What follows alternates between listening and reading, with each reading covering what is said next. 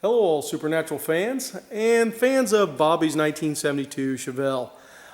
Today's update on the Chevelle. We had a major setback that came to us. We got the news last week, and so kind of production around here has kind of had a stop on some things because of this car. And what happened is we had to pull the brand new crate motor out. You're going to see as I come in down here, it has the original steering wheel in it, the B&M shifters out, the original engine and radiator and all that stuff is in this car now. And the reason for that is because we went to get a title on this car, which I've never had a problem here in Kansas getting titles on cars.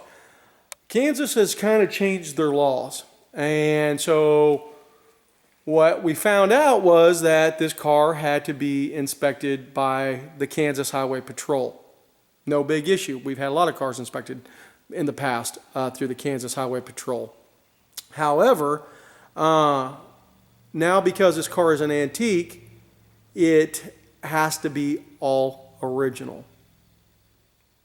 No aftermarket wheels, no chrome valve covers, no aftermarket intake, no aftermarket carburetor, no aftermarket air cleaner. Everything has to be original. Wheels, everything. And so I was like, oh my God, we got this car done. This car was finished. We could have driven this thing to California back and forth 100 times. And we had to pull out the engine. We had to put we now didn't have to run, it just had to be in the car for the highway patrol to see. And it's got the original carburetor, intake, blah, blah, blah. Actually, this engine came out of a 1967 Impala. And so it's got a front oil tube right there, that tube, that is off like the early 60s. Thank God he didn't catch that, because the original 302, or this thing had a 307 in it, and it was actually in our back in the holding area and stuff, and that would have been just a real pain to get to. So we just threw this in there, and he's like, ah, that's good. And now we can go back and put everything back in this thing that was originally done. So basically, had to be tore apart, put this in, and basically a big pain in our ass. Had we done this when it first came in, we would not be in the predicament that we were in, because the car was pretty much all original, except for I think it had a Holley carburetor. So the car, we've had to basically, we lost money because we had to pull everything out, and we're not getting paid for that, and then we've got to put it all back in for the second time. That's all free work. But we had to do it to get a title. And the Highway Patrol came out today, looked it all over, and said, perfect, now you can get your title. Now, this is a forewarning for everybody that puts antique tags on their car. Now, I'm going to speak from Kansas laws, and Kansas is, I have always thought, has been a pretty lenient state when it came to cars and all that stuff. So obviously check with the state that you live in, their laws and stuff. But antique tags. So basically it used to be you walk into your DMV and say, hey, I've got a 72 Chevelle. I need to get tags. And they go, oh, that's an antique. You can get antique tags. And you go, oh, great. And this car would cost you, first off, you don't have to renew your antique tags every year. You just pay the property tax on it. And this car would cost you like $17 a year to put it, to drive it on the road. Well, the Highway Patrol has informed me that that is not correct. Because if you put in aftermarket stuff, wheels, chrome valve covers, anything that the car did not come stock with, then you cannot have antique tags on your car. You have to put regular tags on, which means you're going to pay more property tax. You're going to have to put tags on your car every year. And so therefore, right now the Highway Patrol in Kansas are pulling people over with old cars with antique tags. And they are warning people. hey, you need to get this fixed. This is not correct. To have an antique tag, the car has to be the way it came out of the factory. As the Highway Patrol was here today, Trooper Keene, super nice guy, and I said, well, what about like bias ply tires? These cars would have came without bias ply tires back then. And he's like, no, for safety, radials is fine. There's a few little updates that you can do. Like you can go from a single master cylinder to the dual reservoir, because that's a little bit more safety issue. But you cannot, I go, okay, can somebody put disc brakes on their car?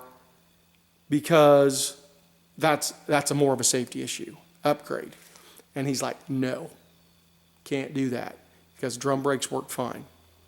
So check with your state laws and stuff. But I guarantee you that if Kansas is doing this, all the other 50 states are doing this. Because guys are basically, in the words of the Highway Patrol, it's fraud. Because the car's not original, and you are basically frauding the state of a lot of tax revenue that obviously all our states could use. I get it. There's some things I don't agree with on it, but so anyway, if you have an Impala, you're not going to, a Supernatural Impala, that is not an all original factory car. It's got different wheels. It's got, everything's almost different. So cannot do that. But if you're restoring it back to the way it came out of the factory in whatever year, then you can put antique tags on it. Now, Trooper Keene told me also that if the car came out with a 6-cylinder, and I believe these probably did back in 1972, a straight 6, you can put a 327 or a 454 in it, because that was a factory option. So you don't have to restore it, to the way you actually came out of the factory, because if there was different options on it, then you can do that. But basically what's going to start happening is people are going to start getting pulled over, and you're going to start getting ticketed. And then if these violations keep going, because I'm sure they're going to be non-moving violations, and they keep pulling you over because you've got aftermarket wheels on your car and giving you tickets, that's only going to go so far, guys, and then they're going to start impounding your cars. That is straight from Trooper Keene's mouth. I believe him 100%. Very nice guy. He told us anytime we have an issue or something, he'd come down and work with us. He's not out to bust people's ass, He just wants to enforce the law. And, trust me, I've been a rebel all my life. But, I agree with this to a certain extent. I think you should be allowed to put disc brakes on your car to upgrade it for safety. But granted, if your car did not have chrome valve covers, blah, blah, blah, all these things that they're talking about, then there goes your antique status, or your, for your tags. You can still put them on the road. You just can't put the antique tags on it. So my warning to everybody out there, before you say you buy a 67 Impala and you're like, oh, I'm going to get it all, but I bought it with a bill of sale. If it is not original when you bought it and it does not have a title, you better make it look original for the Highway Patrol to look at it, at least in Kansas. And I'm going to probably say that's going to probably be all 50 states. But like I said, obviously check with your state laws. But don't jump into it like we did with Bobby Chevelle, because we're like, oh yeah, we'll just go ahead and do this and we'll get the title. Never had an issue before. Now this is a new thing that came up. So we learned something. It bit us in the butt because this car really was going to get picked up in July. We're hoping we'll have it all put back together. Hopefully we'll have the title back to us by then, and Adam can be driving this car. It just sucks that we have to do it all over again. And live and learn. I'm not gonna sit there and bellyache on it. My fault for not doing it when we first got the car in, instead of just jumping in and doing this. So I learned a lesson. And it's like I told my son, the hardest lessons are the ones you learn, these you never forget. And so I will not make this mistake again. Well, unless I get Alzheimer's, so, and then I might. But I've got Don and Mike around here to remind me of that. So anyway, there is the work on the Chevelle, and why this has all been we should be doing videos of it driving, and we can't right now. If you see the dash out, basically what's happening, somebody put an aftermarket, and I'll show you guys in here. So come in here. We'll set in Bobby's Chevelle. This right there is an aftermarket temp gauge, and it does not work.